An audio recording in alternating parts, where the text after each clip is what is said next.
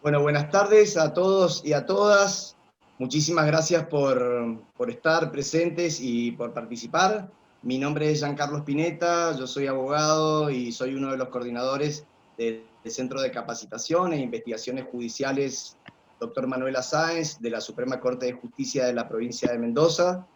Bienvenidos a esta jornada virtual de formación, de reflexión y de debate denominada Donaciones, impacto social e inmobiliario del nuevo régimen de la ley 27.587 y buscando siempre una mirada interdisciplinaria y instalando y debatiendo algunas preguntas de derecho transitorio.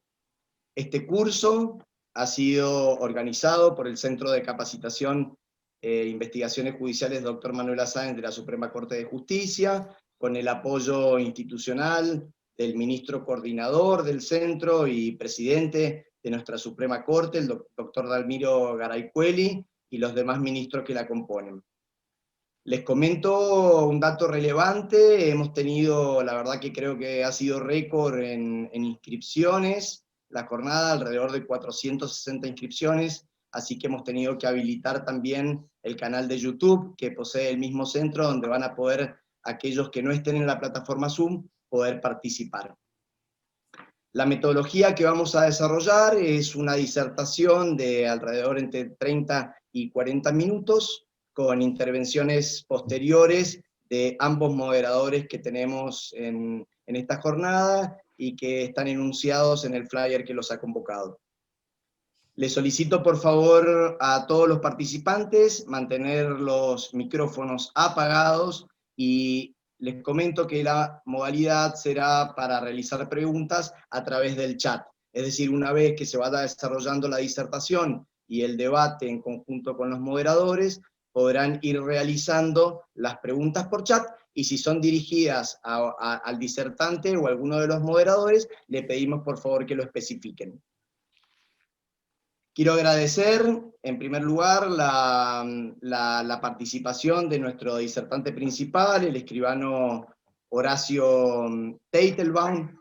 Horacio es escribano público de la ciudad de Buenos Aires desde 1993, es profesor superior en ciencias jurídicas, es miembro del Ateneo de la Academia del Notariado, es coordinador en la parte de virtualidad y profesor en la Diplomatura 2021 realizada por la Universidad de Mendoza, es vicepresidente de la Comisión de Derechos Humanos de la Ciudad de Buenos Aires y coordinador y docente del curso 120 horas, Ley 404 de la Ciudad de Buenos Aires, entre, por supuesto, otras actividades académicas y profesionales que desarrolla.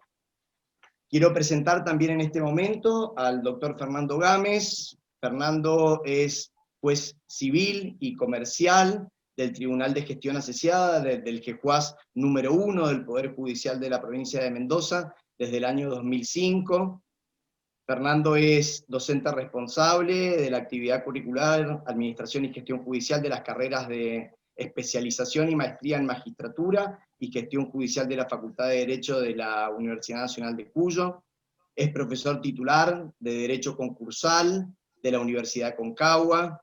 Es profesor de la Diplomatura de Posgrado en Código Procesal Civil, Comercial y Tributario de Mendoza, profesor de la Diplomatura del nuevo Código Procesal Civil, Ley 9001, y además profesor de grado y de posgrado en distintas universidades y en ámbitos como el derecho concursal y el derecho societario. Fernando además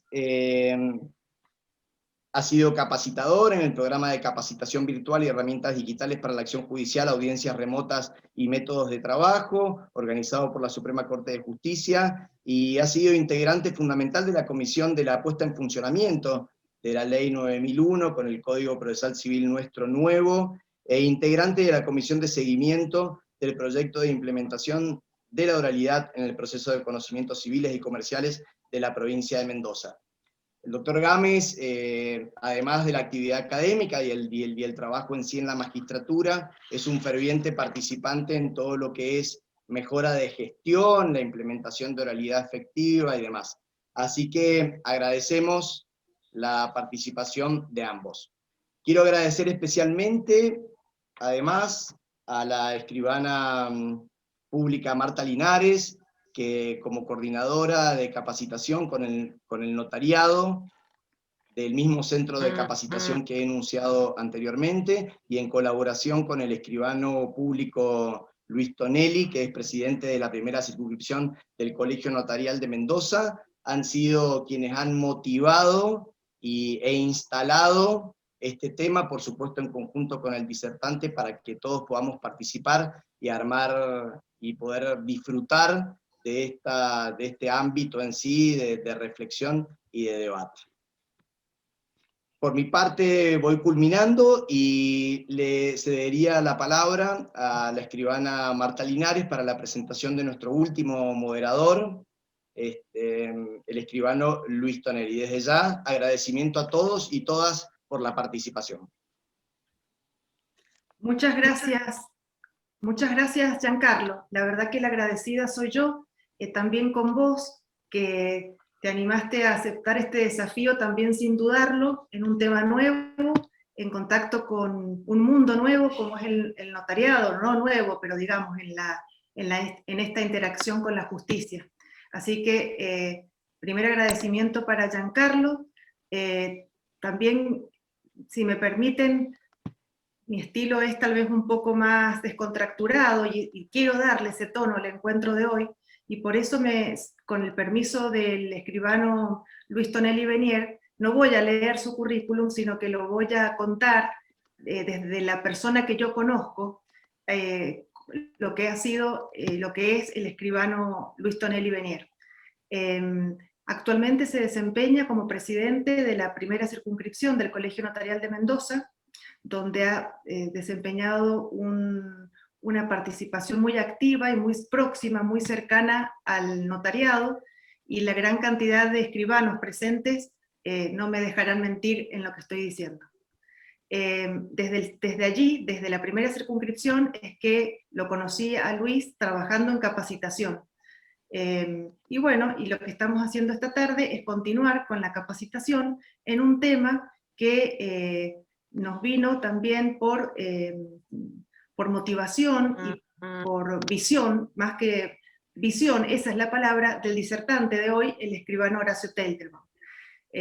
Siguiendo con la presentación del escribano Venier, les cuento que además de su rol como dirigente notarial, también tiene una profusa labor académica desde las cátedras de Derecho Notarial de la Universidad de Mendoza y de la Universidad Champagnat. Además, se da tiempo para dedicarse a las tareas de trascendencia social, comunitaria, donde se desempeña también como presidente de instituciones benéficas, como es el Rotary Club. También desde joven empezó a mostrar ya su perfil inquieto, siendo presidente de la Comisión de Escribanos Nobles de Mendoza. Bueno, no quiero seguir aburriéndolos con los currículum para pasar de lleno al tema que nos ha resultado tan convocante para la tarde de hoy. No sé si me estoy olvidando de algo, Giancarlo, si no vos por favor me lo pautás. Yo entonces me metería ya en la arena del tema de esta novedad que nos ha traído la ley 27.587, y esta ley solamente yo lo que les voy a contar, como para hacer una pequeña introducción al tema y irles mechando o irles metiendo casi subliminalmente el vocabulario jurídico, que es lo que tenemos que aprender en la tarde de hoy, ¿no? Así le doy pie para que Horacio se pueda explayar e ir a temas más interesantes, como pueden ser todos los juegos de problemas de derecho transitorio, ¿no? Aprovechar el disertante que tenemos hoy para elaborar temas. Yo simplemente les cuento en qué consistió la nueva ley y lo dejamos a Horacio. Esta nueva ley, sancionada en noviembre del año pasado, ha sido fruto de un proceso, ¿no es cierto?, que se llevó a cabo en el Congreso de la Nación, ya que el mismo proyecto de ley fue sucesivamente presentado en 2015, en 2016, en el 2017, donde merecía sanción de una de las cámaras y no de la otra, hasta que finalmente, en 2019, se logró la sanción por ambas cámaras y convertirse finalmente en ley. Es una ley muy breve, ya que modifica solamente 4 artículos de nuestro Código Civil y Comercial, pero esos 4 artículos son de una profunda trascendencia social y con profundas implicancias en el tráfico inmobiliario. Por eso es la importancia y la necesidad de este estudio para los notarios, para los jueces, para los abogados, que también hay gran cantidad de abogados presentes. Como les decía, yo les voy a presentar esta ley. El primero de los artículos que modifica es el artículo 2386. Yo estoy proyectando en pantalla la vieja versión y la nueva versión del mismo artículo, y como se ve, lo único que ha variado es una sola palabrita, ¿no? Que no es nada más ni nada menos que la acción de reducción ha sido sustituida por la acción de colación. Es decir, que el problema que estamos ahora es si las donaciones, que el artículo llama inoficiosas, es decir, aquellas que se han hecho por el donante o un donatario excediendo la porción disponible, ya sabemos del sistema de legítimas, ¿no?, de orden público, de nuestro derecho sucesorio, si antes estaban sujetas a la acción de reducción, es decir, en especie, persiguiendo al inmueble o al bien donado, generalmente uno piensa en inmuebles cuando estamos en este problema, en tanto que ahora se ha sustituido por la acción de colación, y ya Horacio nos ilustrará, y Fernando también nos podrá decir desde su óptica judicial, las grandes diferencias que este cambio de palabrita ha provocado. Lo mismo pasa con el artículo 2457, donde el encabezado de artículo continúa igual, pero en el apartado final produce un cambio copernicano, porque habla de que van a quedar protegidos de toda acción persecutoria los terceros subadquirentes de buena fe y a título oneroso, con lo cual esto muestra cómo se traslada este problema a la repercusión en el mercado inmobiliario y en el mercado financiero de créditos. El artículo 2458, no quiero demorarme, también es muy poco lo que modifica, solamente deja salvo, ¿no es cierto?, lo pautado en el artículo anterior, y el 2459 también respeta la institución que ya estaba en el Código Unificado de la prescripción breve a favor del poseedor, que ha poseído la cosa durante 10 años, contados desde la fecha de la posesión, que se presume que es la del título, ¿no? Con esto se trataba de morigerar los efectos de la acción de reducción, saneando, llamémosle en terminología notarial, ese título al cabo de los 10 años. Otro artículo que también es importante, que no fue modificado por esta ley, pero que sí es importante a la hora de resolver los problemas de derecho transitorio, es el 2644, que habla del derecho aplicable, ¿no? La sucesión por causa de muerte se rige por el derecho del domicilio del causante al tiempo del fallecimiento. Respecto de los bienes inmuebles situados en el país, se aplica el derecho argentino. También otro problema que tenemos que recordar y que traer acá a este paneo de plataforma conceptual para interpretar la ley, es la nueva conceptualización del Código Civil y Comercial en materia de donaciones, que ahora es vista como un contrato, el cual se perfecciona, al igual que todos los contratos, con la recepción y la conjunción de la oferta con la aceptación, ¿no? Bueno, esto es la plataforma cognitiva que necesitamos que ustedes traigan para entenderlo a Horacio, que va en avión, vuela, y si no, no lo podemos seguir.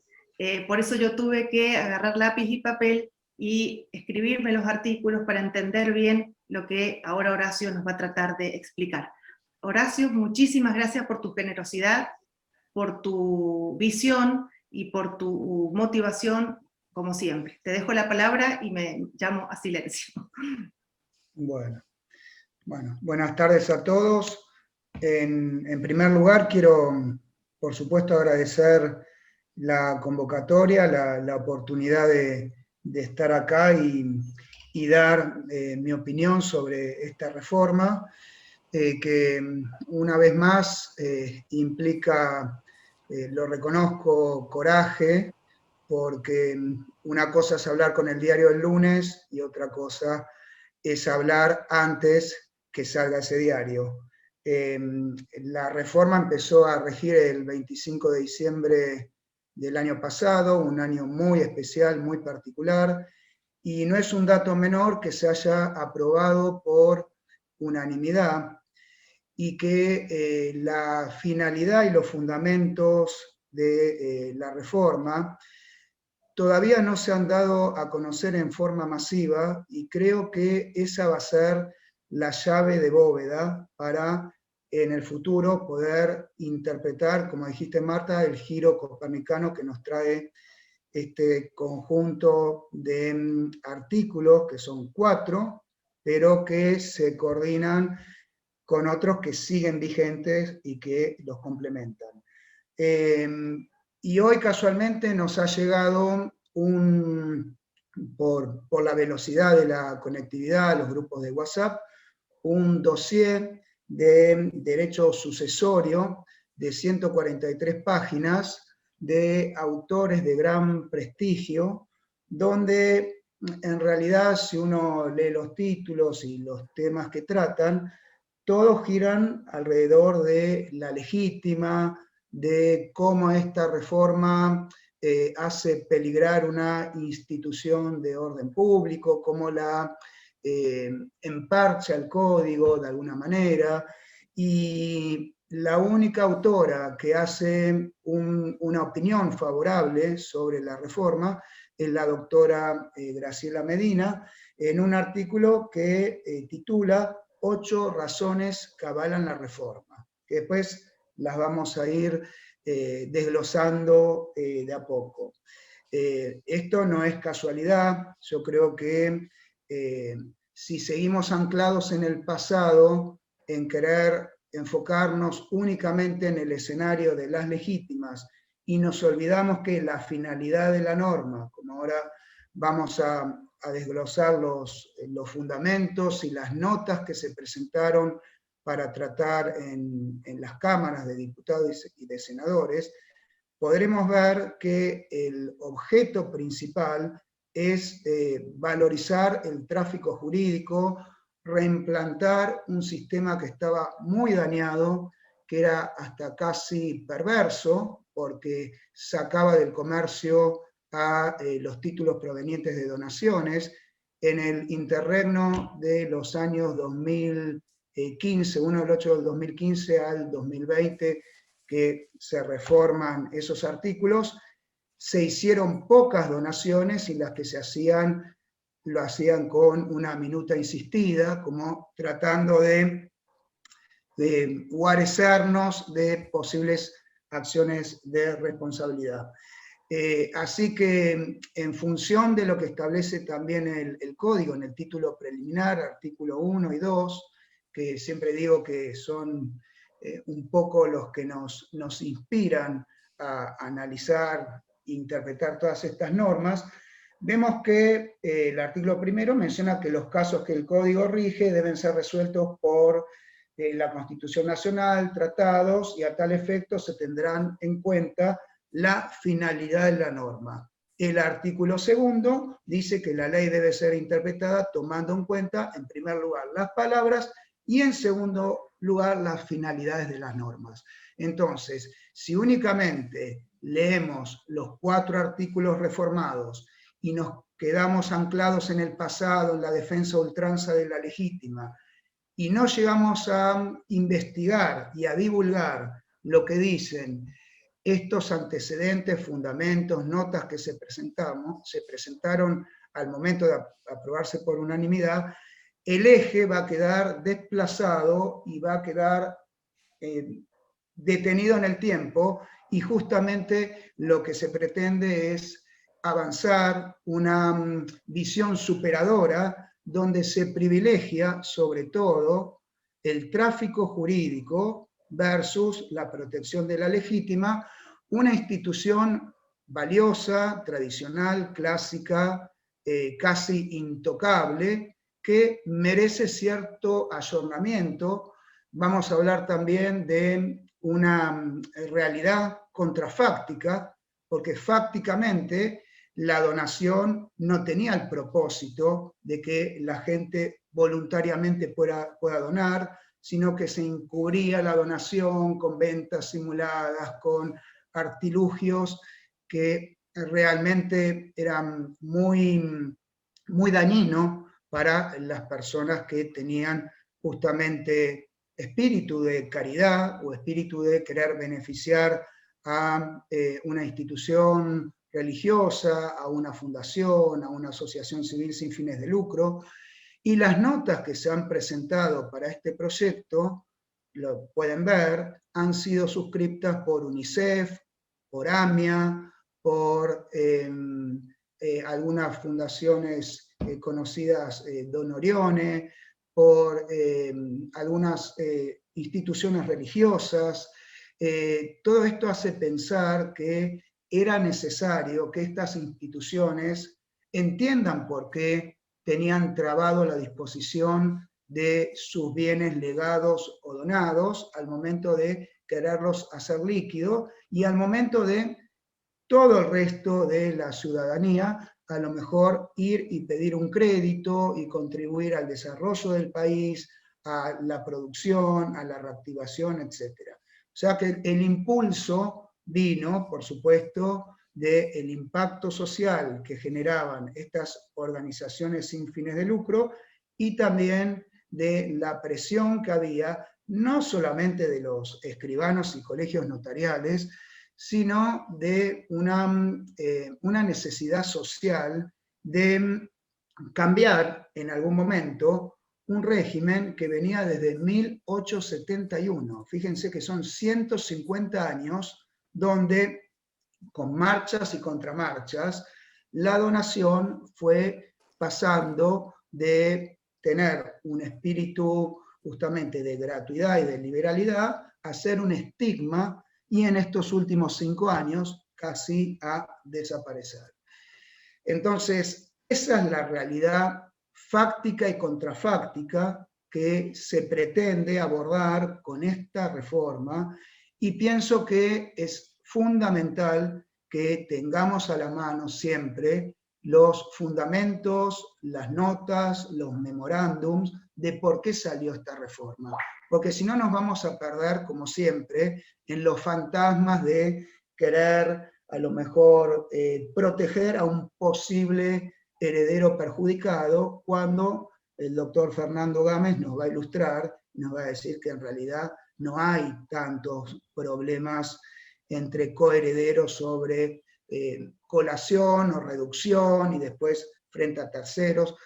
Y esto también quiero dejarlo en claro, donde el foco, tal vez, yo sé que muchos escribanos han mandado preguntas y están hiper preocupados de el periodo intertemporal, qué pasa con las donaciones anteriores al 2015, qué pasa con las donaciones del 2015 al 2020, sobre todo las donaciones a descendientes, a herederos forzosos, si vuelven a cobrar mágicamente el carácter de títulos no observables o títulos perfectos. Eso yo creo que está muy ligado a la interpretación que se hace acerca del artículo 7º del título preliminar, el principio de retroactividad de la ley, donde se agrega el concepto de las relaciones jurídicas existentes, si quedan en movimiento o si fueron consumadas, para ver qué ley aplicable les vamos a imprimir. Pero esto prefiero dejarlo para después, porque insisto que el foco, en mi impresión, es este giro copernicano de la incorporación al tráfico jurídico de todas las donaciones, no únicamente de las donaciones ahora a legitimarios. Porque si bien la ley habla de las donaciones a descendientes y cónyuges, uno también se podría preguntar, ¿y por qué no incluyeron a los ascendientes? ¿Y por qué incluyeron al cónyuge cuando en realidad es un contrato prohibido la donación entre cónyuges, salvo que tengan un régimen de separación de bienes optado o mutado al año de celebrado el matrimonio o posterior por el artículo 449.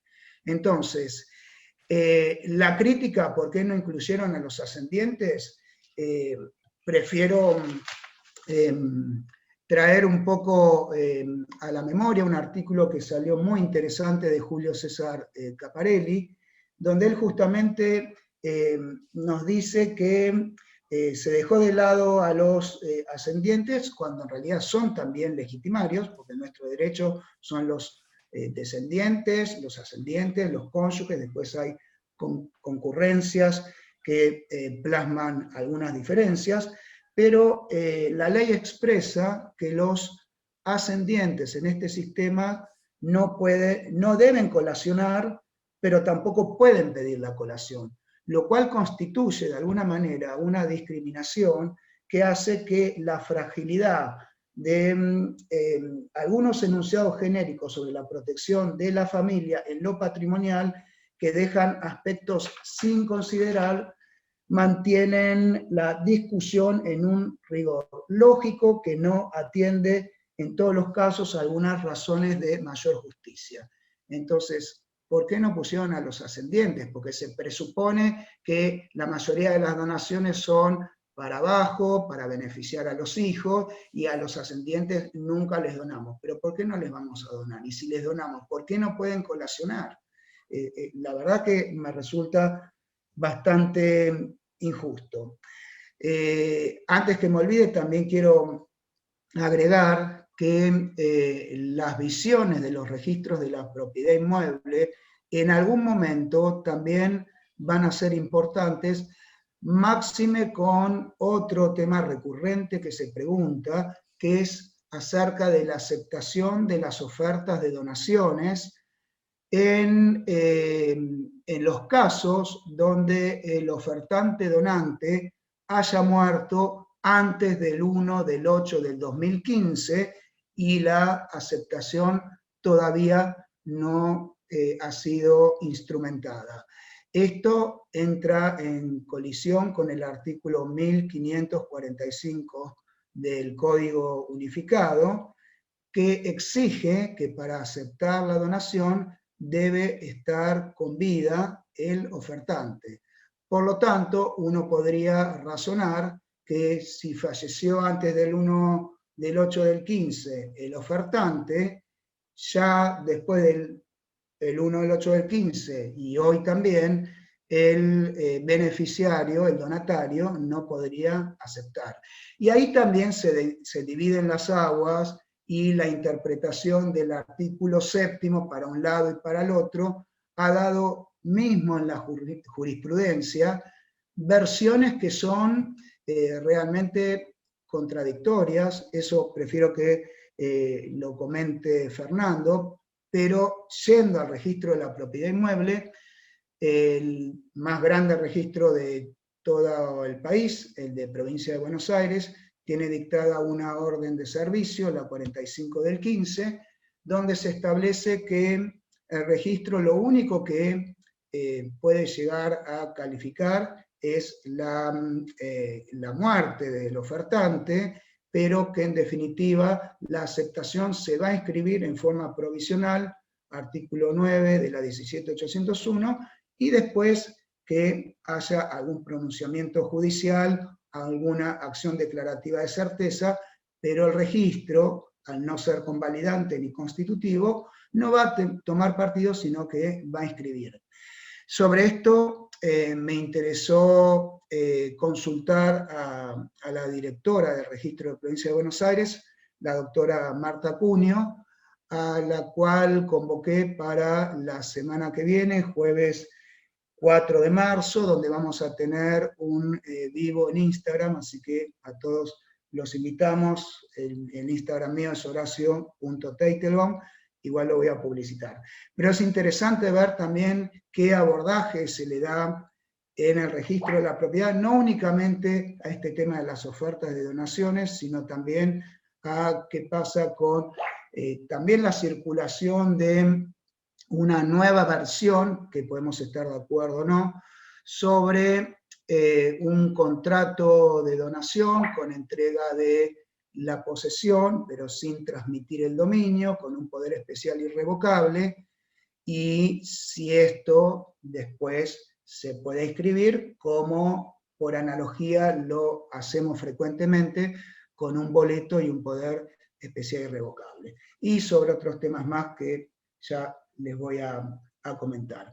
Entonces, este desafío, no solamente para el notariado, sino para los jueces, para los abogados y para los estudiantes, es poner en primer plano, en el escenario, el privilegio que tiene el tráfico jurídico y dejar a la legítima que sobreviva, porque hay muchos artículos del código que siguen vigentes, que siguen protegiendo a la legítima en forma preventiva o en forma defensiva cuando ya se produjo un daño. Esto está y no ha sido tocado en los artículos 2450, 2451, 2452, 2453, en la faz cuando ya se vulneró la legítima, y en la faz preventiva todo lo que tiene que ver con el principio de intangibilidad de orden público de la legítima, la irrenunciabilidad de la legítima, la posibilidad de hacer pactos sobre la legítima, pero con un límite, en el artículo 1010, que también es muy interesante, los artículos 2461 y 2462, o sea que todo ese sistema se compatibiliza con esta nueva salida a primer plano de lo que sería el principio de circulación y el tráfico jurídico, de no únicamente la adquisición de derechos reales, sino también la constitución de derechos reales, y no únicamente las efectuadas por el donatario, sino también las efectuadas por el donatario o sus sucesores. Fíjense que ahí el artículo nuevo, 2457, establece los derechos reales constituidos por el donatario o por sus sucesores. No afectará la validez de los derechos reales sobre bienes registrables, o sea, acá se incluyen los automotores, las aeronaves, los yates, los caballos de pura sangre, constituidos o transmitidos. O sea, acá entra la constitución, obviamente, de una hipoteca, de una servidumbre, de una anticresis, de un usufructo. O sea, no nos quedemos únicamente en el campo de las compraventas. Así que ahí también hay que hacer un esfuerzo por establecer un puente con lo que ya nos trae el artículo 392 del Código, heredero del 1051, que ese 1051 no surgió por generación espontánea, fue reformado en 1968, trajo también mucho debate, y por suerte la reforma del 1 del 8 del 15 le agregó el parrafito ese que es tan importante acerca de los títulos donde no hay autoría o donde hay sustitución de personas, que obviamente ahí la protección va a tener una excepción y los adquirentes de buena fe a título oneroso, bueno, no van a poder crear este escudo protector. Ahora, ese mismo criterio lo tenemos también presente en el artículo 2315 del Código con respecto al heredero aparente, que también es antecedente del artículo 3430 del Código de Vélez, que implica que de una manera tranquila, el que obtiene a su favor una declaratoria de herederos o una aprobación judicial de un testamento, puede transmitir, puede constituir y se considera ficticiamente y legalmente que es de buena fe si sus derechos no están controvertidos. Y no están controvertidos en un expediente o no están controvertidos en la traba de una medida cautelar, llámese anotación personal de bienes, llámese embargo en las cosas inmuebles, en los bienes inmuebles. Así que todo esto exige un esfuerzo de integración sistémico donde el 392, 2315, 2457 y 2459, la última parte, deben estar en un pie de igualdad. Y voy por más. El criterio de buena fe no está aislado del código, sino que ya en los primeros artículos, en el artículo 9, la buena fe se presume, y en el artículo 961 del código se establece el principio de buena fe en el contexto de los contratos, porque en definitiva la donación es un contrato. Así que también se va a combinar con estos artículos. Por otro lado, el dossier que estuve viendo por arriba, y me detuve únicamente en el de Graciela Medina, porque era justamente el que daba la nota, el que daba un espíritu de renovación y de inclusión y de tolerancia y de apertura, no anclado a mi criterio en el pasado. Menciona que además de estos 8 postulados, el abandono del criterio de la doctrina que teníamos del plenario, por lo menos acá en Capital, Scari con Pietranera, de 1912, que ni lo voy a desarrollar porque ya lo deben conocer de memoria, pero justamente ese plenario de 1912 fue el que nos iluminó el camino de alguna manera y el que hizo la diferencia entre acción de colación, herederos legitimarios o forzosos protegidos, compensación en valores, hoy dice por suerte compensación en dinero, la reforma, y por otro lado las donaciones a los llamados terceros sujetos a la acción de reducción, rey persecutoria, efectos reales, después se discutía acerca de la naturaleza jurídica, si era personal con efecto real, si era real, la nota del 3955, etc. El tema es que ese plenario, si bien guió hasta los dictámenes de los bancos hipotecarios, en 1999 sufrió un embate de un fallo tal vez poco conocido, Yebra con Gasparín, donde dijo, momento, la acción de colación, todo bien que sea en valores, pero cuando el coheredero vulnerado reclama y el que enajenó el bien es insolvente, ahí tenemos que ir en subsidio por la acción de reducción y puedo ir contra el tercer adquirente. O sea, ese fallo no se divulgó demasiado, justamente contradecía el plenario de 1912, y ahora, por suerte, tenemos que abandonar todo ese criterio porque es difícil entenderlo, ya no va a haber más efectos con respecto a los terceros adquirentes o constituyentes de derechos reales si son de buena fe y a título oneroso. El problema, entiendo, que es cuando hay buena fe, título oneroso, ya lo sabemos, y es difícil ahondar en este concepto de buena fe. Fijémonos que justamente uno de los postulados que se remarca es que se revaloriza la buena fe en esta reforma. El adquirente que no conoce o que no hubiera podido conocer, actuando con razonable prudencia, la existencia de reclamos del donatario o que existan derechos judicialmente controvertidos, algo muy similar a lo que establece el 2315, y la buena fe sí se verá afectada cuando el comprador, el potencial comprador, sea parte de una maniobra defraudatoria o conozca que la venta es con fines fraudulentos o de mala fe.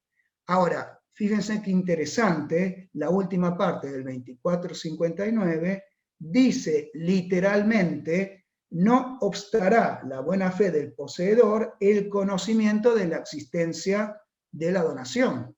O sea, acá ya hay una presunción legal donde se invierte, donde hasta ahora pensábamos, no, potencialmente puede haber un fantasma, un heredero preterido, puede haber alguien viviendo en el exterior, y aunque la mujer era soltera y nunca se le conoció ningún amante, ningún novio, podemos pensar que tiene un hijo, como antes se llamaban, bastardo en el interior o en el exterior del país. O sea, nos hacíamos toda una confabulación conspiradora que atentaba justamente contra mantener la posibilidad de que alguien done y que no se vea. El principio era mala fe, observable, no se puede hacer nada, y arrancaban todas las estrategias y artilugios de pensar, bueno, la prescripción larga y la prescripción en su momento decenal, 10 años desde la muerte del donante, para que se purifique o bonifique el título.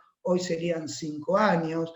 Hoy además se agregan los 10 años de la prescripción, mal llamada prescripción del 2459, que para colmo empezarían a regir, según doctrina autorizada, recién a partir del 2025, porque esta nueva prescripción del 2459, de los 10 años de posesión del donatario, y acá siempre lo preguntan, aunque el donatario sea nudo propietario y se haya reservado el usufructo, el padre, la madre o el donante, igualmente el nudo propietario empieza a poseer a título de nudo propietario, o sea que los 10 años se empezarán a contar a partir del 2015 y el 2025 ya podremos oponer esta acción del 2459. Es decir, que la existencia de la donación no va a hacer presumir la carencia de buena fe. Y acá viene una cuestión que también tiene que ver un poco con lo que es el estudio de títulos, si se quiere, porque uno puede hilvanar conceptos y pensar, en definitiva, el 392, que también protege a los terceros adquirientes de buena fe a título oneroso. La jurisprudencia ha impuesto que, además de la buena fe diligencia, buena fe creencia, tengan que formalizar un estudio de títulos, y mucho más allá de los 10 años del artículo 1902, que ahora también me voy a referir, que es una buena fe posesoria para lograr el justo título. Entonces, vamos con el estudio de títulos por las dudas a 20 años para atrás. Entonces, ¿será que si le donamos a la Cruz Roja Argentina, hoy 2021, y mañana la Cruz Roja Argentina quiere vender ese inmueble o sacar un crédito con ese inmueble, le vamos a observar el título? Yo les pido por favor que abandonemos ese prejuicio, porque ahora encima la ley nos avala a que esa donación que le hicieron a UNICEF, a AMIA, a la Cruz Roja o al obispado, ya por ley es de buena fe, salvo que alguien se quiera hacer toda una construcción fraudulenta y partir del principio de mala fe, que se está postergando la legítima de alguien abstracto, porque en definitiva se trata de algo abstracto, y ya dijimos que esto es una realidad contrafáctica, y ya dijimos que esto beneficia la circulación del título y del tráfico versus la protección de alguien que todavía ni siquiera hemos tenido la posibilidad que evaluar si su patrimonio ha sido vulnerado o si la donación ha sido inoficiosa, porque en definitiva eso en un estudio de títulos no salta, y en un estudio de títulos yo no puedo evaluar si es inoficioso o no hasta que no se abra la sucesión y vea si la porción disponible está accedida o no está accedida. Así que lo del estudio de títulos también, por favor, tengámoslo con algún criterio, porque si no, de nuevo, vamos a engancharnos en toda la mecánica anterior que no nos va a llevar a buen puerto. Por otro lado, uno dice, pero si realmente hubo un heredero legitimario vulnerado y preterido, ¿cuál es la protección que va a tener? En definitiva, va a poder ejercer la acción de colación, o si se prueba que esa venta, constitución de hipoteca, usufructo, servidumbre, se ha hecho en el contexto de una maquinación fraudulenta, de mala fe, defraudatoria, tiene todos los artículos del Código Penal para desbaratar los derechos acordados. Esto está en el título segundo, libro segundo, título 6 del Código Penal, artículos 172 y siguientes sobre delitos a la propiedad privada, sobre estafas y defraudaciones. Así que protección de la legítima en manera preventiva sigue existiendo, protección de la legítima en forma defensiva cuando ya ocurrió el daño sigue existiendo, protección entre los coherederos de colación, compensación en dinero también sigue existiendo. Minuta insistida, yo creo que a esta altura, más que minuta insistida, sería interesante asesorar a quienes son donatarios o quienes adquieren de un donatario, informarles acerca de esta reforma con la finalidad de la misma, para que se queden tranquilos, que no les van a observar el título, que les van a dar el crédito, que van a poder construir el edificio y enajenar las unidades funcionales resultantes de un antecedente de una donación, porque parece raro el artículo de Graciela Medina con los 8 postulados que avalan, siempre menciona la acción y la donación de los descendientes y cónyuges, y no avanza sobre justamente lo que a mi criterio hay que avanzar, es la donación a todos, principalmente a lo que son las organizaciones religiosas sin fines de lucro, fundaciones, o gente que a lo mejor se ve beneficiada por el espíritu de gratuidad de algún pariente. ¿Por qué no? Eso no va a estar nunca mal visto. Así que esto de cuáles son la tensión legítima entre el tráfico jurídico y la institución de orden público, no voy a decir arcaica, pero sí que ya lleva 150 años y que justamente se tiene que ayornar porque el derecho es dinámico y porque estamos viviendo en forma muy acelerada, y en algún momento también lo de la legítima va a cambiar. El derecho anglosajón ya lo cambió, el derecho continental, francés, alemán, seguimos anclados en esto. Bueno, en algún momento esto va a empezar a ver algún cambio. Entonces, para resumir, que son los postulados que avalan esta reforma, se compatibiliza la protección de la legítima con el tráfico jurídico, se favorece a las personas jurídicas sin fines de lucro, fundaciones, asociaciones, ahí tenemos las notas que todavía se pueden consultar en los diarios de sesiones de Cámara de Diputados y Senadores para justamente tener en claro la finalidad de la ley, ¿sí? Después tenemos se facilita el crédito, porque ahora los bancos no van a tener miedo de dar un préstamo a alguien que viene con un antecedente de una donación. Se da seguridad al tráfico jurídico para las compras y préstamos en sintonía con los artículos, ya dije, 392 y 2315. Se elimina la feroz diferencia que existía entre donarle dinero a un hijo para que compre el inmueble o donarle el inmueble en sí. Entonces, si yo les donaba el dinero, iba, lo compraba y nadie decía nada. más allá que a lo mejor tenía que justificar de dónde provenía el dinero, la UIF, la FIP, etc. Pero en principio le donaba el dinero, lo compraba y nadie le observaba el título. En cambio, si le quería hacer de verdad donar un inmueble, ahí saltaban todas las alertas rojas y salía del tráfico jurídico el inmueble.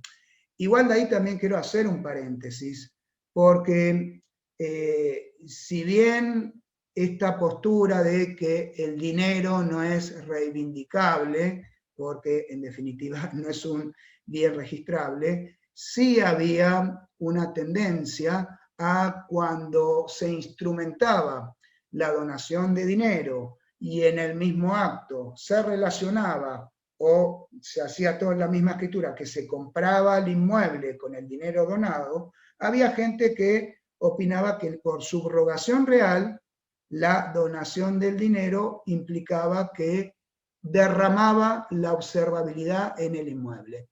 Está bien, ahí hubo también algunas jurisprudencias encontradas, pero el fantasma existía, ¿sí? Pero esto ya directamente se pasaría a eliminar. Se revaloriza la buena fe, esto ya lo hablamos, y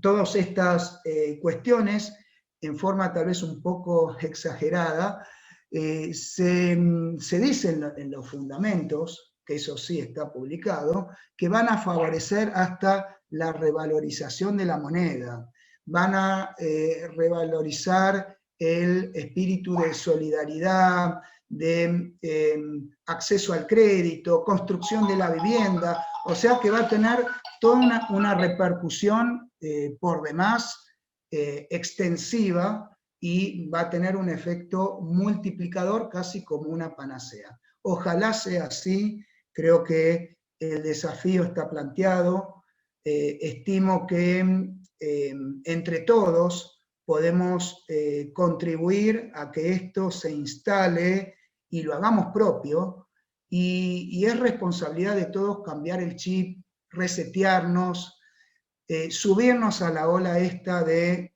ayornarnos, ser dinámicos, ser contrafácticos, y quiero también hacer una mención acerca de la opinión que van a tener prestigiosos colegas el día sábado de la Universidad Notarial Argentina, que ellos también están preparando una disertación. Ojalá estemos en la misma sintonía, ojalá pongamos el foco en esto, en las donaciones a terceros, en las asociaciones civiles, en el tráfico jurídico, y no nos perdamos en seguir hablando de la colación, de la reducción, de los fallos plenarios de 1912, de que se puede preterir un heredero. Bueno, creo que ahí ojalá estemos todos en sintonía, saquemos algún pronunciamiento que avale cuando dijeron debate. A mí me parece que no hay mucho debate en el sentido que esto ya es ley, y que acá ya te dejo el lugar, Fernando, justamente cuando la ley nos plantea una interpretación doctrinaria que nos dice los que adquieren de un donatario sus sucesores, bienes registrables, son de buena fe a título oneroso, esa ley, esa interpretación doctrinaria que viene plasmada en un artículo, debe ser de aplicación inmediata.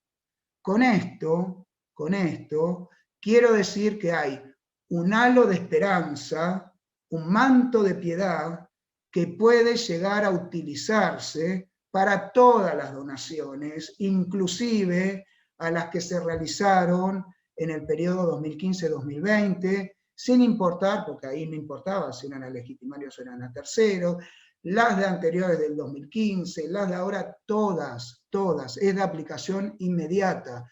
Así que en ese sentido, por favor, hagamos el esfuerzo por divulgar que esto ya está vigente, y no me gustaría que pasemos al otro extremo. Antes disfrazábamos a las donaciones de ventas, ahora corremos el riesgo de disfrazar a todas las ventas de donaciones, porque como tenemos luz verde y ahora todas las donaciones se van a presumir de buena fe, y no va a haber, salvo algo muy chocante, una vulneración, vamos a empezar a hacer puras donaciones y no vamos a hacer más ventas. O sea, ese amperímetro, esta situación bipolar, también es característica a veces de nosotros, y tendríamos que ser, de nuevo, un poco más condescendientes y adaptarnos de a poco, porque esto tiene su periodo de asimilación. Así que les dejo la palabra a ustedes, seguramente va a haber preguntas, seguramente van a estar inquietos, ¿y qué pasa con las del medio? Y la del... Bueno, eso lo vamos a contestar, pero seguramente ustedes se van a explayar. Yo quería enfocarme y poner en primer plano este escenario que, insisto, el desafío de todos, escribanos, abogados, magistrados, jueces, es indagar y publicitar la finalidad de la norma.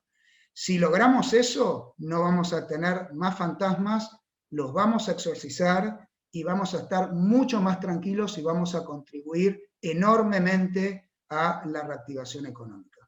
Muchas gracias.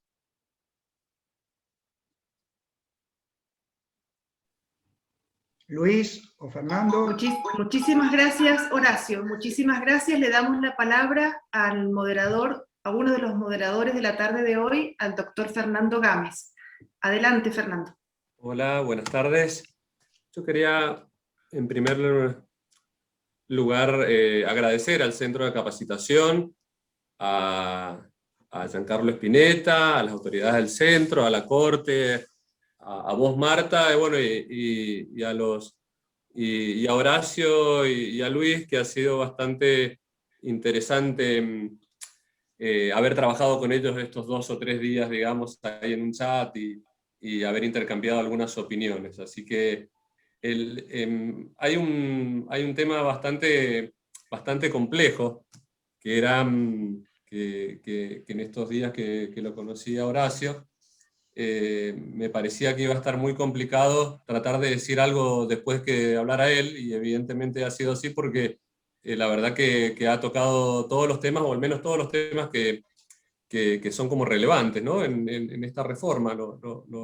Les ha dado un paneo a todos con una posición decididamente tomada en favor de la ley, y me parece que tiene razón cuando dice, bueno, él dice, dejemos el debate porque se sancionó la ley y empecemos a interpretar la ley. Hay un debate grandísimo atrás, Horacio, bueno, y lo saben todos los asistentes, que es, hay posturas doctrinarias que sostenían y sostuvieron la reforma del Código Civil y Comercial, y otras posturas que sostenían una posición más afín al Código Civil y que ahora triunfó en la sanción de la Ley 27.587. Sin embargo, la discusión no es un poco ociosa, porque la discusión nos hace, si se quiere, interpretar, o nos sirve como una guía o como un cartabón para interpretar la nueva normativa, digamos, esa discusión y a qué responden cada uno de esos intereses, ¿no?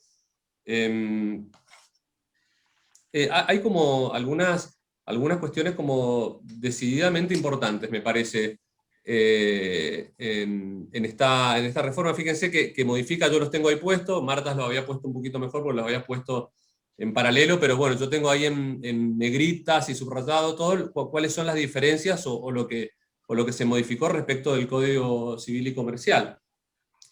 Yo quería, ustedes saben ahí cuando leyeron mi currículum, una parte de los antecedentes, que yo no soy un especialista en sucesiones, sin embargo me sumé a un desafío. La verdad que este tema me interesó desde siempre, desde que se reformó el Código Civil y Comercial, y la verdad que me ha gustado bastante empaparme y profundizarlo, digamos. Pero con estas prevenciones, y que es con la que vamos a estar muchos de los que vamos a interpretarlos, ustedes y nosotros desde otro lado, me pareció muy interesante, no sé si lo dijo Horacio o lo dijo Marta, pero creo que lo dijo Horacio, que es los primeros, o Marta, los primeros interpretadores de la ley, de este tipo de leyes, la verdad que van a ser ustedes, los escribanos, sé que en el público asistente hay mayoría de escribanos. Digamos, fíjense que a nosotros, a los jueces, esta discusión nos va a llegar un poco más masticada, digamos, ¿no? Ya va a haber pasado más agua bajo el río, más posturas doctrinarias, algunos fallos en algún otro lugar, pero ustedes es probable que ya a partir de ahora estén teniendo que ver e interpretar algunas de las cuestiones que Horacio puso en el tapete, ¿no? Digamos, ustedes ya tienen que interpretarlo, nosotros corremos con esa ventaja, ¿no? De poder tenerlo un poquito más digerido, digamos. Pero bueno, con esa prevención y con esto de que estamos empezando a interpretar un poco, ¿qué temas se me ocurren como muy importantes? Yo creo que el más importante de todos, al menos de la interpretación digamos que harán los jueces, es cuándo vamos a estar frente a un adquirente de buena fe, sobre todo de buena fe, ¿no? A título oneroso es mucho más sencillo, pero ¿cuándo vamos a estar frente a un adquirente de buena fe? A ver, el concepto de buena fe estaba bastante perfilado, ¿no? Y suficientemente perfilado con el 1051, el actual 392, pero esa buena fe va a hacer que la acción de reducción, digamos, se detenga frente al adquirente de buena fe y a título oneroso, ¿no? Este va a ser el principal efecto, como en el 1051 el 392 se detiene frente al adquirente de buena fe y a título oneroso, aunque provenga la adquisición o la constitución de un acto nulo, como dice el 392. Entonces, este perfilamiento o interpretación del concepto de buena fe va a ser como de lo más vital, digamos, ¿no? Y entonces yo le quería comentar a Horacio, a Luis, a Marta y a los participantes, ¿dónde podemos encontrar, digamos, un cartabón o una guía para interpretar la buena fe? La verdad que si uno como interpretador, digamos, o decisor, la primera interpretación la vamos a buscar en el 2459, en el plexo que se ha reformado. Y fíjense que y tenemos una interpretación bastante precisa ahí de buena fe. Dice, no va a obstar a la buena fe del poseedor el conocimiento de la existencia de la donación. Digamos, es bastante importante ese agregado, ¿no? Fíjense que es el agregado que hizo la reforma de la 27587. A ver, que conozca que el antecedente es una donación, ya sea la constitución o la transmisión de un derecho real, no lo va a transformar en adquirente o constituyente de un derecho real de mala fe, ¿no? Hasta ahí está claro, digamos, es como sencilla, esta primera interpretación es sencilla.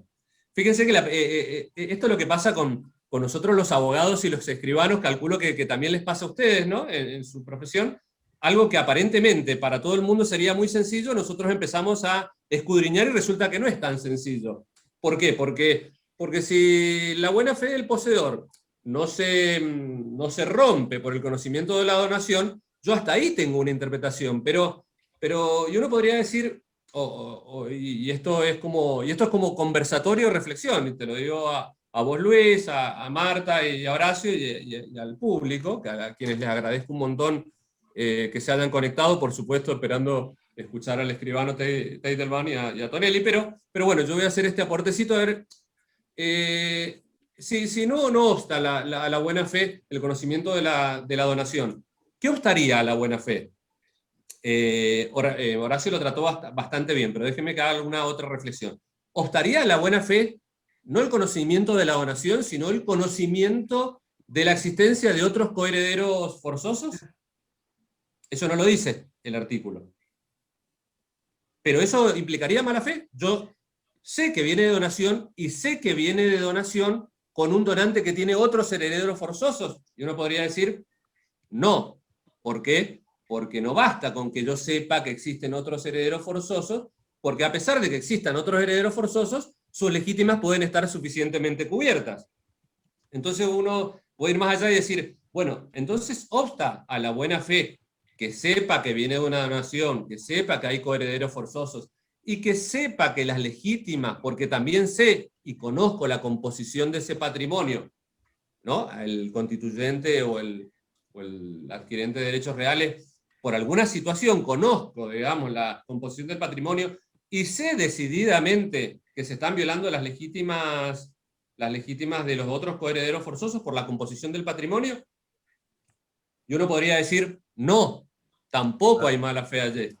Pero esta respuesta ya no es tan sencilla, digamos, ¿no? Porque fíjense que no es solamente que sé que viene de una donación, sé varias cosas más de dónde viene ese ese bien registrable, ¿no? Esta es otra de las cosas. Horacio, la verdad que no has tapado casi todos los temas, así que, pero bueno, esta es otra de las cosas registrables, ¿no? De aeronaves, automotores, etcétera, etcétera. Pero, y uno podría decir, no, ¿y pero por qué ahora digo que no? Y bueno, y uno puede decir que no, porque en realidad yo sé que en ese momento viola la legítima, pero no tengo la bola de cristal para adivinar si al momento de la muerte del donante efectivamente va a estar violada la legítima. Entonces, uno podría compartir con varios de los autores que yo he leído que es muy, muy difícil probar una mala fe, ¿no? Y esto un poco refrenda creo que la postura de Horacio, ¿no? Y calculo que la de Luis porque él también asiente, pero sobre todo la de Horacio que lo he escuchado, de que la verdad que son casos muy, muy aislados en donde vamos a poder, en donde vamos a poder probar una mala fe del adquirente que haría posible que caiga, digamos, y que progrese frente a él la acción de reducción. ¿En qué casos entonces? Entonces uno podría decir, desapareció la mala fe, digamos, y esto también sería una interpretación bastante absurda, ¿no? Que dijéramos que nunca un adquirente o un constituyente de derechos reales sobre un bien registrable con antecedente de donación nunca va a tener mala fe, sería también una interpretación absurda. No sé si cómo lo ven ustedes, pero no podríamos decir esto, digamos, ¿no? Porque si bien la buena fe se presume, hay casos en donde hay mala fe. Pero entonces, ¿cómo podemos perfilar ese concepto de mala fe? Y yo creo que Caparelli y algunos otros autores dicen, y la mala fe ya la verdad sería un acuerdo fraudulento entre donante y donatario para defraudar a un coheredero forzoso. Y ustedes dirán, bueno, y eso es recontracomplejo de probar, ¿no? Estado subjetivo y concierto fraudulento. Pero bueno, con esto lidiamos nosotros los jueces cada vez que tenemos acciones revocatorias o paulianas. Digamos, si bien son acciones que son difíciles de comprobar porque estamos hablando de estado subjetivo, evidentemente, en este caso me parece, no sé qué usted, y esto es lo bueno de que haya un conversatorio, me parece que pues, la de mala fe no desaparece, pero viene perfilada o reperfilada, digamos, por ese lado. Yo quería comentarles eso y quería comentarles alguna otra cuestión también como para tirarlo en el conversatorio. Horacio, Marta y Luis, que son como los co-conversadores acá. ¿Por qué se puso, digamos, la prescripción esta adquisitiva anómala, que mucha doctrina la criticó, ¿no? Porque no es una verdadera prescripción adquisitiva, algunos dicen una prescripción saneatoria, que tiene mucho sentido los 10 años, y los autores que lo dicen, no, mire, hay suficientemente anclaje en el Código Civil y Comercial para establecer que 10 años es un lapso suficiente, porque en otros casos creo que, Horacio, vos tocaste uno de ellos, digamos, los bienes muebles registrables también tienen 10 años para prescripción, es decir que, si bien es un poco se critica, dice, no es una verdadera prescripción adquisitiva, pero ¿por qué se puso en el Código Civil y Comercial esto? Esa es una pregunta que yo largo. Y ustedes dirán ahí, y se puso porque en realidad se quiso hacer un balance, ¿no? Un contrapeso respecto de la acción rey persecutoria. Entonces dijimos, bueno, ahora incorporamos la acción rey persecutoria, la reducción con efectos rey persecutorios, dejamos inestables muchísimas de estas operaciones, con la incerteza y con la inseguridad que provoca, ¿no? Y que provocaba y que por eso justamente se trabajó en esta reforma, me parece. Pero bueno, hay un contrapeso, tratamos de equilibrarla con una pseudo prescripción adquisitiva de 10 años, es decir, aquel que adquirió la posesión hace 10 años podría resistir, digamos, la rey persecutoria con esta acción que en principio se cumpliría, digamos, los 10 años, los primeros 10 años el 1 de agosto del 2025. Entonces, yo hago esta pregunta y seguramente alguno de ustedes la podrá contestar y tendrá buenas razones, pero si se había puesto como un contrapeso para la repersecutoria, ¿por qué razón subsiste hoy que no hay repersecutoria? Lo dejo, digamos, pareciera que era un contrapeso para equilibrar, digamos, un poco estas situaciones. Nos fuimos con la repersecutoria y dijimos, no, bueno, pero acá hay una salvaguarda, ¿no? También estaba la compensación en dinero y esto, pero acá hay una salvaguarda, acá hay otra, digamos, ¿no? Entonces, era necesario mantener la prescripción adquisitiva cuando hemos amputado los efectos rey persecutorios frente al adquirente de buena fe de título oneroso en consonancia con el 392. Esa es una reflexión que tengo de mirar solamente los artículos. Y yo quería ver, Horacio, vos tocaste un tema que está tratado en un fallo. Yo había traído algunos fallitos.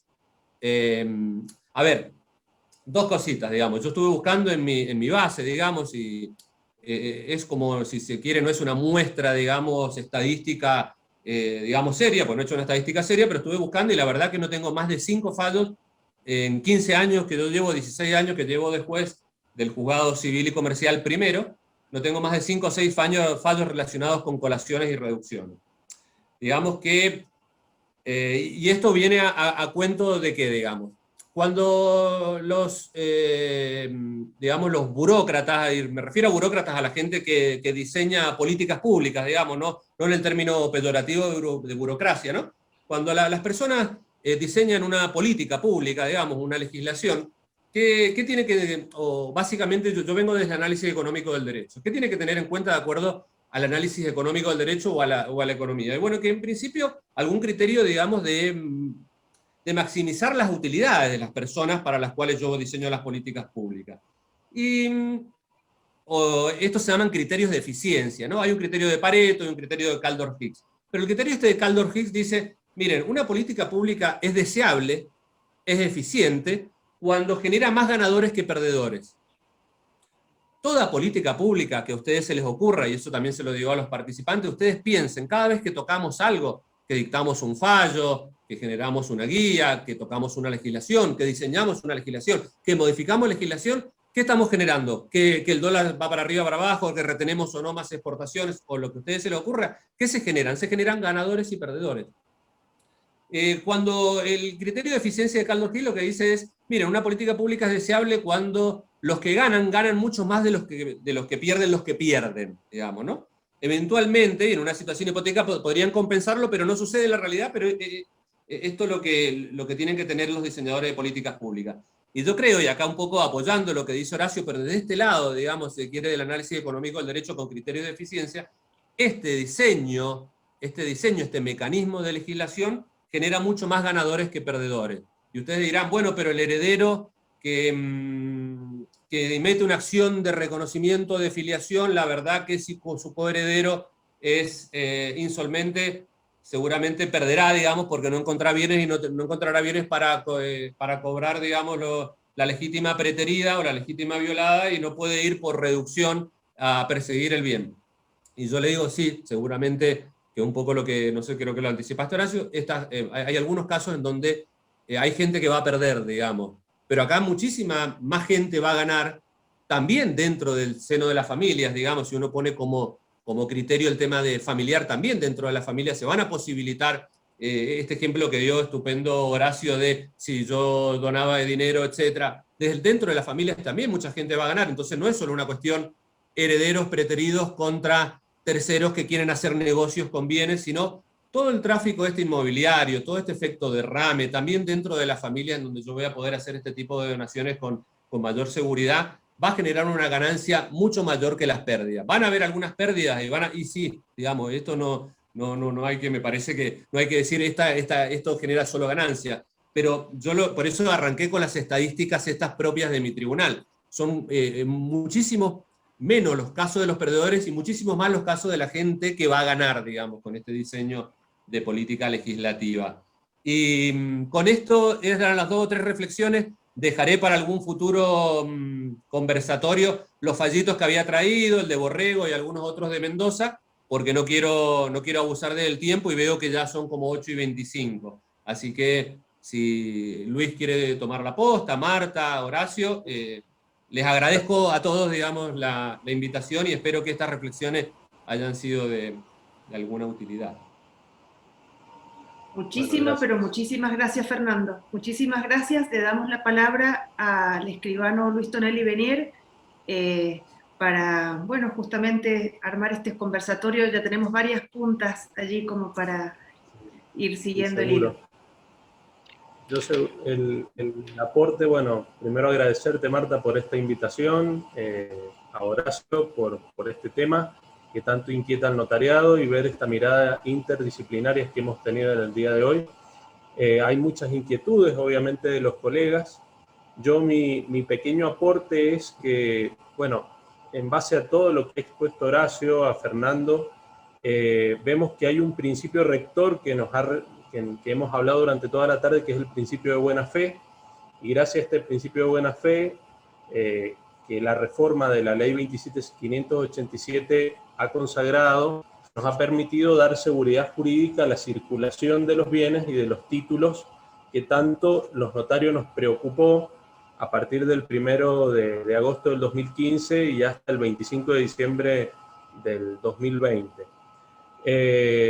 La buena fe, digamos, como principio, el deber de guardar fidelidad a la palabra dada y no defraudar la confianza o abusar de ella, creo que es uno de los pilares, junto con el 392 y el 2315, que amparan al adquirente de un inmueble a título oneroso y de buena fe, poniéndolo a cubierto de una nulidad no manifiesta de títulos o actos jurídicos antecedentes.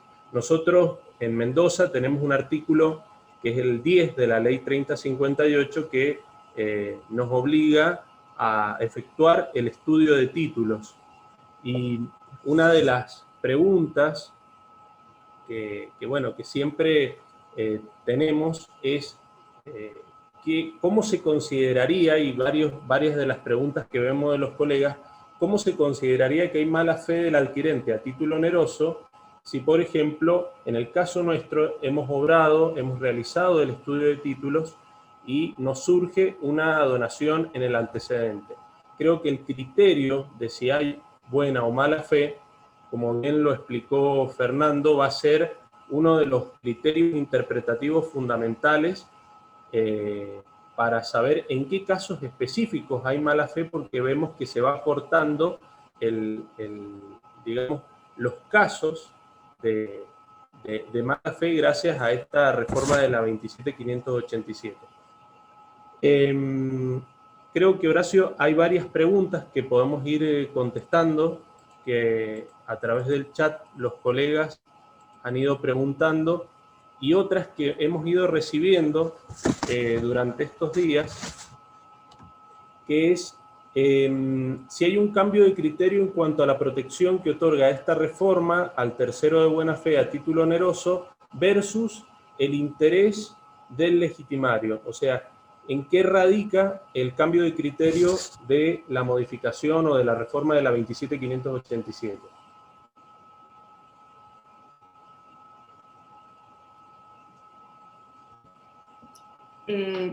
Yo creo que Horacio ya lo había anticipado, hemos estado hablando de eso. No sé si lo puedes decir en 2 palabras, dado la hora, ¿no? Para dar a lo mejor lugar a alguna otra pregunta. Sí, yo quería un minuto remarcar un concepto en cuanto se habló del estudio de títulos y se habló del parámetro de la buena fe. Evidentemente con un estudio de títulos uno no puede mensurar el equilibrio del acervo, el futuro acervo sucesorio al momento que va a ocurrir el fallecimiento, salvo que sea muy ostensible, y partimos en vez de partir del principio de la duda y de la mala fe, debemos partir del principio de la buena fe.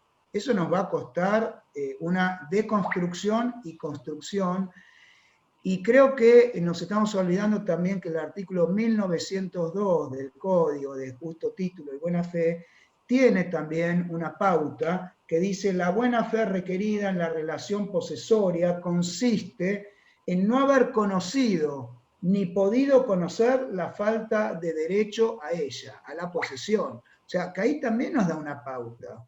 No es únicamente la del 2315 de no saber que los derechos estaban controvertidos. Uno saca un certificado de dominio, no hay embargos, no hay anotaciones de litis, no hay inhibiciones personales, no hay derechos contributivos en el expediente. Si no se abrió el sucesorio, ¿cuál es el elemento abstracto que estamos protegiendo? Si en definitiva se vulneró a un heredero, se van a arreglar con la acción de colación, con compensación en dinero. Y si se vulneró, si la persona no tenía herederos, pues entonces podía hacer lo que quería con sus bienes. No le tenía que rendir cuentas a nadie. Pero, ¿cuál fue la pregunta concreta? A ver si... si entendí bien. No, puntualmente el cambio de criterio, o sea, ¿en qué radicó el cambio de criterio de proteger al tercero de buena fe a título oneroso con anterioridad a la reforma, cuando se protegía sobre todo el interés del legitimario? Bueno, acá estamos poniendo el foco y el privilegio en que circulen los títulos de donaciones y dejar que la protección de la legítima siga su curso con el andamiaje que está todavía en el código, que no ha sido derogado, pero no podemos entorpecer. En muchos artículos he leído que el sistema era arcaico, el sistema era contraproducente, el sistema era de frenar la circulación, o sea, todo eso es lo que se quiere superar. Esto es una visión superadora de lo que teníamos. Entonces, si no partimos de esa intención y finalidad de la ley, de nuevo, nos vamos a quedar en una arena movediza, nos vamos a quedar anclados en el pasado, nos vamos a quedar enroscados en un laberinto que en definitiva no nos va a ayudar a crecer, no nos superamos, hay que superarse con esto. Creo que, ya lo dije, es el máximo desafío que ahora tiene una estructura legal, ya no es una utopía, ya no es una fantasía. Antes llorábamos y decíamos, ¿cuándo se va a mejorar esta ley? ¿Cuándo se va a derogar este artículo? Ya está, ya lo tenemos. Entonces, trabajemos sobre esto en la difusión, en la divulgación, en la docencia, en la internalización de esto, porque realmente va a ser en beneficio de toda la sociedad. Eso es lo que tenemos. Créditos, instituciones sociales, personas que quieren donar y hasta el momento no lo podían hacer. Es impresionante el abanico que se nos abre con esta reforma. Yo le dije a Marta la otra vez, no subestimemos lo que está ocurriendo con esto, porque si nos concentramos únicamente en el microscopio de las donaciones a descendientes y que ya está, ahora las podemos hacer y en definitiva manto de piedad, pero ese manto de piedad es para todas las donaciones, e inclusive para las anteriores al 1 del 8 del 15, todas. Horacio, si me permitís, Horacio, para dar lugar a otras preguntas, porque hay varias en el chat. Dale. Mira, acá preguntan, y me parece que esta pregunta se la dirigimos, es conveniente que la responda Fernando por su experiencia como juez. ¿Cuál podría ser eventualmente la responsabilidad del escribano, ¿no? Que autorizó esa donación, si luego se probara judicialmente a lo mejor la actuación de mala fe por parte del donante, donatario o el subadquirente o el fraude o lo que fuera, y se probara que efectivamente quedó vulnerada la legítima y se planteara el pleito, ¿no? Avanzar un poco más en el tiempo.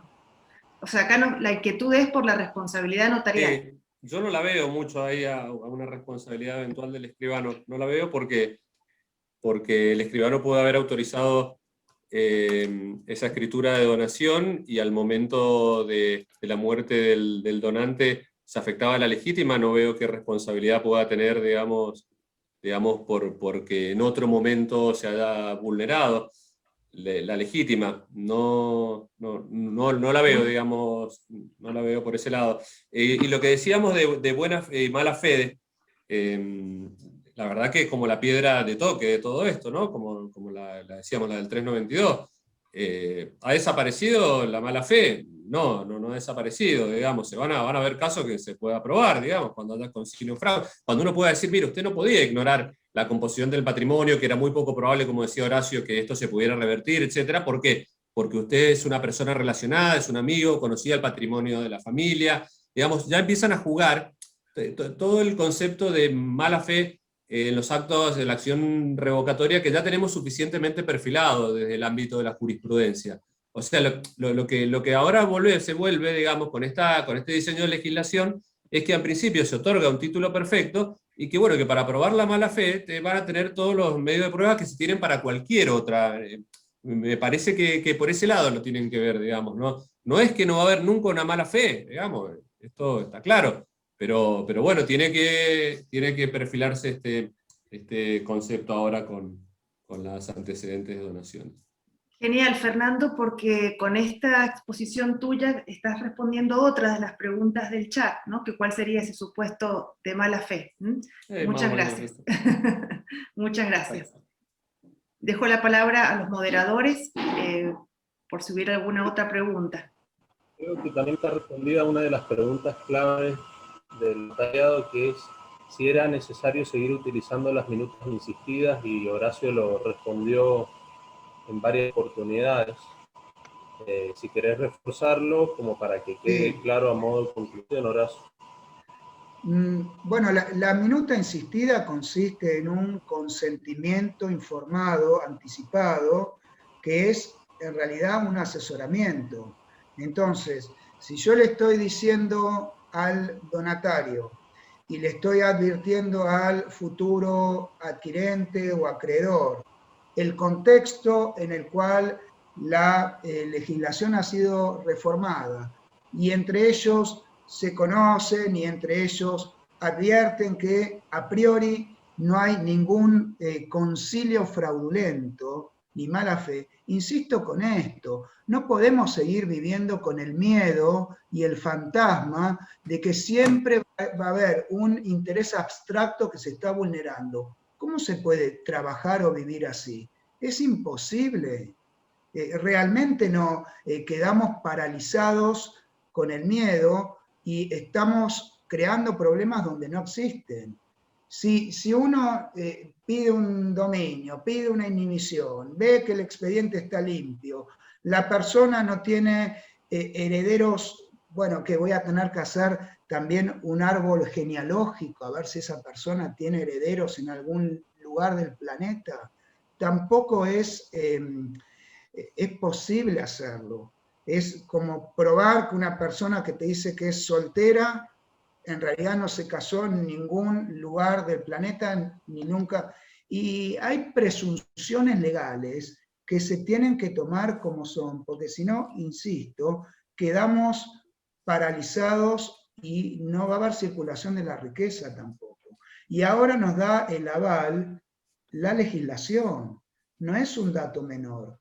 Cambió, antes partíamos del principio de la duda y la mala fe, ahora tenemos que partir del principio de la buena fe y de que no hay concilio fraudulento, estafa o defraudación.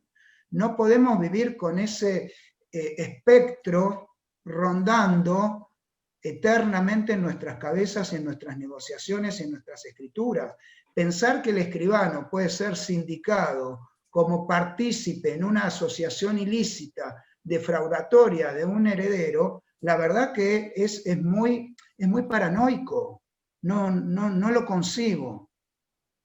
Horacio, otra de las preguntas, sé que lo has respondido, pero quizás vamos al grano. Las donaciones a los no legitimarios o a terceros, desde la reforma, ¿constituye un antecedente observable? ¿No constituye? Bien. No, pero que ese es justamente lo que nos tenemos que afianzar en este concepto. Le dono a UNICEF, le dono a AMIA, le dono a Cruz Roja Argentina, aunque sea casado y tenga hijos, debe ser que mi patrimonio es tan grande que lo que estoy donando es una ínfima parte de mi patrimonio y no va a ser una donación inoficiosa. A priori estoy diciendo. Si soy soltero, soy viudo y hasta si soy divorciado, ahí baja el impacto de lo que voy a tener que en el imaginario pensar que puede ser vulnerado a un espectro. Pero hagamos ya, por favor, donaciones a quien querramos con, está bien, análisis contextual de quién es el donante, quién es el donatario, haciendo las advertencias, pero insisto, partamos de otro criterio, no del mismo que teníamos antes, porque si no, no avanzamos. Horacio, ahí en el chat pregunta el escribano Manteo si esta nueva ley se aplica a las donaciones efectuadas entre el 2015 y el 2020. Bueno, Sí. esa sería nuestra esperanza, nuestro deseo, y yo ya lo advertí. Me parece que si la ley ya nos da una interpretación tasada, esto tiene que ser de aplicación inmediata a los contratos in fieri en movimiento que tienen relaciones jurídicas existentes. Así que para mí se le aplica a todas las donaciones, inclusive las del 2015 al 2020. Esto lo va a tener yo creo que no, Bueno, Fernando, yo creo que acá también está el recurso de la acción declarativa de certeza, que vos sabés muy bien que se puede interponer para bajar un poco la incertidumbre que puede crear esta situación. Entonces, si alguien cree que sí, otro cree que no, presente los argumentos, la finalidad de la ley, la interpretación del artículo 7º como que es de aplicación inmediata, y que se expida un juez acerca de esta situación intertemporal, que no es lo mismo la que se hace en el 2021 de la que ya se hizo en el 2018. Que lo decida el juez, acción declarativa de certeza. Si es que hay una impugnación al título. Si no, creo que va a haber muchos escribanos y muchos abogados y muchos jueces que se van a enrolar en esto que no es nuevo, en la opinión de Aida Kelmermacher de Carlucci, que ustedes la conocen en la provincia de Mendoza, que ha escrito sobre la aplicación intertemporal de la ley y el derecho transitorio. Ahí preguntan si esta interpretación de la reforma se aplica a las sesiones de derechos hereditarios gratuitas también. Contesto yo. Mirá, el artículo 1614 del Código es tajante en que las reglas de las sesiones gratuitas se rigen por la donación y las demás por la compraventa, y el artículo 1618 del Código menciona la cesión de derechos hereditarios que debe hacerse por escritura pública, y el artículo 2302 a 2308 excluye el 2309, da una regulación a las cesiones de derechos hereditarios, sea en universalidad o sea sobre un bien particular, el 2309. Así que en mi opinión, todo lo que sea cesiones de derechos hereditarios gratuitas, se le aplican las mismas normas de las donaciones. Bueno, quería ampliar un poquito la opinión esta que yo les decía de la aplicación intertemporal. Alguien preguntó ahí qué pasaba con las donaciones durante la vigencia del Código Civil y Comercial hasta la 27.587. Me parece que ahí lo que hay que distinguir son dos cosas. La donación como una situación jurídica consolidada, en principio allí sería un título imperfecto y tendría la posibilidad de una acción reipersecutoria durante ese tiempo. Pero la otra cuestión que hay que tener en cuenta allí es que la acción de reducción tiene un plazo de prescripción de 5 años. Si esa acción de reducción no se hubiera ejercido hasta el momento de entrada en vigencia de la ley 27.587, el 25 de diciembre del 2020, ya como un efecto de esa situación jurídica, hay que aplicarle la nueva ley, digamos, está la tesis de Caparelli, que me parece que es bastante razonable. Es decir, si hubiera una donación dentro del plazo de vigencia del Código Civil y Comercial, y si hubiera ejercido la acción de reducción con efecto reipersecutorio, no, la nueva ley no se puede meter allí. Esa es mi opinión, esa es mi opinión. Pero si la acción de reducción no se hubiera interpuesto hasta la entrada en vigencia de la 27.587, sí se le aplica inmediatamente esta ley, digamos, y ya no habría posibilidad de efecto reipersecutorio, digamos. Quería un poquito explicar cuando un poco disentí un poco con Horacio, cuál era mi opinión respecto de eso. Muy bien, muchísimas gracias. Perdón que un poco me solape, quiero ser respetuosa con el horario. La verdad sí, que es más que interesantísimo este diálogo y este intercambio de opiniones, y esto de ninguna forma pretende dejar una conclusión o un debate cerrado, máximo cuando estamos en en un contexto del Poder Judicial. Al contrario, me parece que se han podido exponer los distintos puntos de vista. Eso ya ha sido muy enriquecedor, por lo menos desde mi parte me llevo un montón.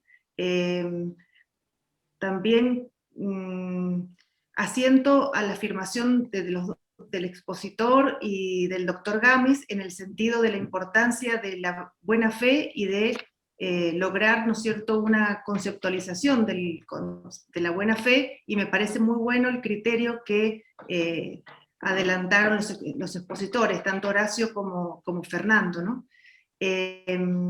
Porque en definitiva volvemos, ¿no es cierto?, a aquel tríptico, ¿no?, del derecho, que un poco resaltaba también Alterini, ¿no?, aquel tríptico de Ulpiano, que ya decía, ¿no?, de vivir honestamente, no dañar a otros y dar a cada uno lo suyo. Alterini dice que él rescataría y se quedaría, para resumir todo el derecho, con el principio de buena fe, ¿no? Y los escribanos tenemos un olfato en nuestras escribanías para captar cuando algo viene con mal olor. Y creo que allí debemos ser muy cautelosos, no prestarnos con la responsabilidad que siempre ha caracterizado nuestra noble profesión. Y el juez, cuando eso pasa, indudablemente lo va a detectar también en sede judicial.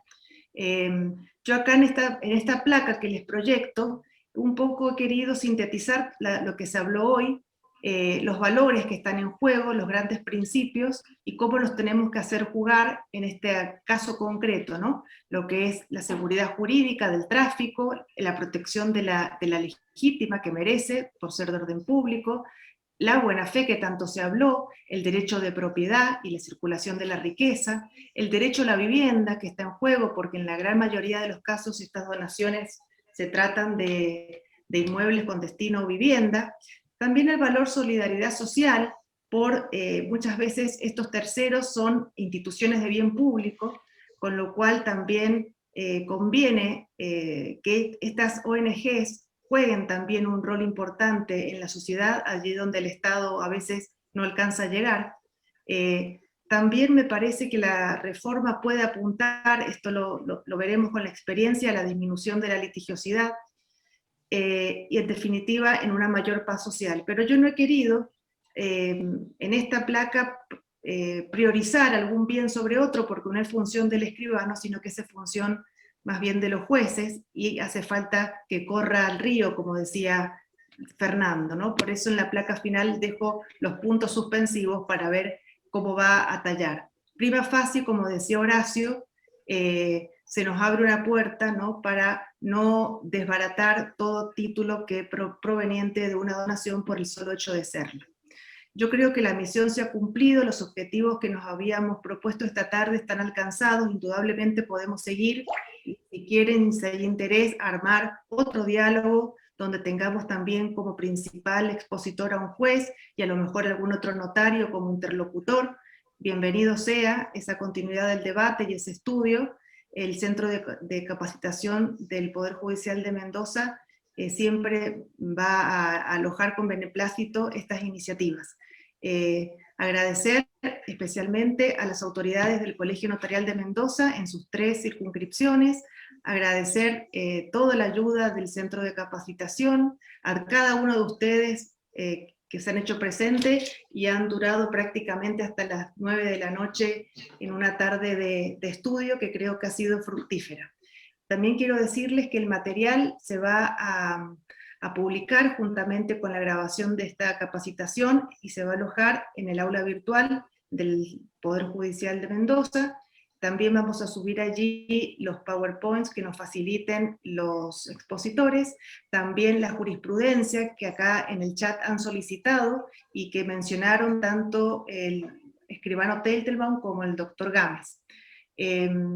Bueno, creo que no me resta más que... Marta, sí. Te agrego para completar, agradecer, coincido con todas tus palabras, agradecer al ministro coordinador del Centro de Capacitación y presidente de la Corte, al doctor Dalmiro Garay, que fue el primero en darnos un aval para el armado de esta jornada, agradecer a las autoridades del Colegio Notarial, agradecer a los magistrados que han participado, y por supuesto a nuestro disertante, a los moderadores y a los coordinadores de la actividad.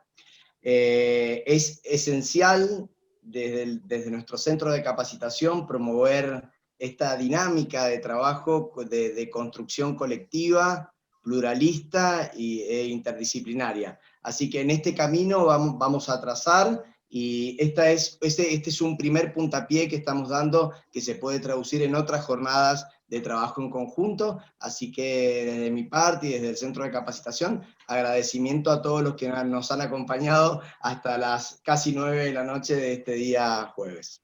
Muchas gracias. Muchas gracias. Bueno, nos despedimos entonces.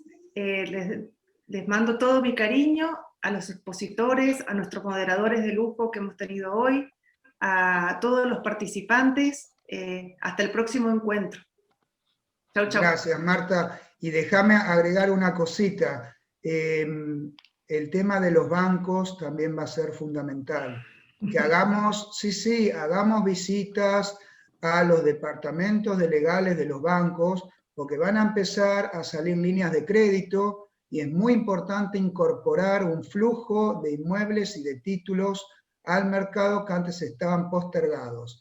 Así que el tema crediticio en una época donde tenemos que todos contribuir a la reactivación, va a ser un trabajo ciclopio, pero lo podemos lograr pidiendo entrevistas, difundiendo las charlas y explicando en qué consiste toda esta reforma.